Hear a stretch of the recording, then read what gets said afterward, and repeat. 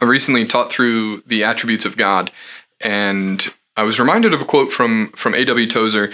He said, "The most important thing about you is what you think about when you think about God," or something like that. That's a paraphrase. Hopefully you can forgive me for not getting it quite right.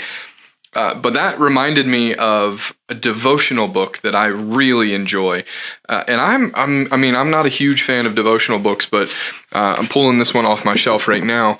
You can see it's called God Is, and it's a devotional guide to the attributes of God by Mark Jones.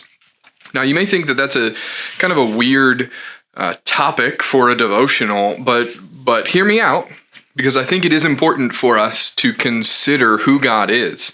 And so he looks at many of the different attributes of God and breaks them down into a couple pages with some scripture proofs and things to consider about who God is. But I'm trying to flip to the table of contents here as I talk and hold this camera. But think of things like God is triune, God is spirit, he's infinite, eternal, unchangeable, independent.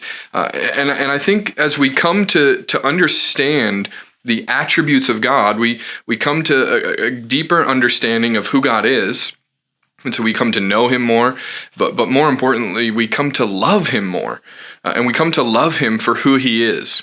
And so this is just a devotional guide to the attributes of God, and it's something that I've found very helpful. It has enriched my prayer life.